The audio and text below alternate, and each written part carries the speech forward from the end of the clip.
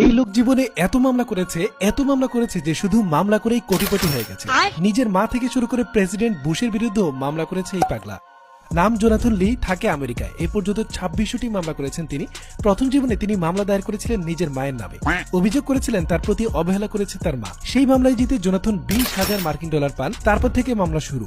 Jonathan মামলা দায়েরের জন্য বেছে নেন বন্ধু বান্ধব, আত্মীয় পরিজন, পুলিশ অফিসার, প্রতিবেশী, হবু স্ত্রী এবং কোর্টের বিচারককেও। এমনকি জর্জ ডব্লিউ বুশের নামেও মামলা ঠুকেছেন জোনাথন। এখন পর্যন্ত যেসব মামলায় জিতেছেন সেগুলো থেকে ক্ষতিপূরণ হিসেবে আয় করেছেন $8 মিলিয়ন, যা বাংলাদেশি মুদ্রায় 87,90,00,000 টাকা। বিশ্বের সবচেয়ে বেশি মামলা করায় গিনেস বুক অফ ওয়ার্ল্ড রেকর্ডেও নাম ওঠে জোনাথনের। কাহিনী কি হয়েছে, এই পাগলা গিনেস বুকের বিরুদ্ধেও মামলা ঠুকে দিয়েছে।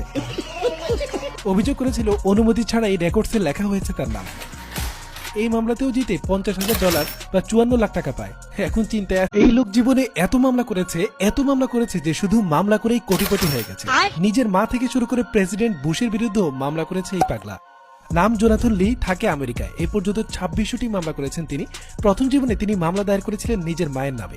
অভিযোগ করেছিলেন তার প্রতি অবহেলা করেছে তার মা। সেই মামলায় জিতে জোনাথন $20,000 পান। তারপর থেকে মামলা শুরু। জোনাথন মামলা দায়েরের জন্য বেছে নেন বন্ধু বান্ধব, আত্মীয় পরিজন, পুলিশ অফিসার, প্রতিবেশী, হবু স্ত্রী এবং কোর্টের বিচারককেও। এমনকি জর্জ ডব্লিউ বুশের নামেও মামলা ঠুকেছেন জোনাথন। এখন পর্যন্ত যেসব মামলায় জিতেছেন সেগুলো থেকে ক্ষতিপূরণ হিসেবে আয় করেছেন $8 মিলিয়ন, যা বাংলাদেশি মুদ্রায় 87,90,00,000 টাকা। বিশ্বের সবচেয়ে বেশি মামলা করায় গিনেস বুক অফ ওয়ার্ল্ড রেকর্ডেও নাম ওঠে জোনাথনের। কাহিনী কি হয়েছে, এই পাগলা গিনেস বুকের বিরুদ্ধেও মামলা ঠুকে দিয়েছে।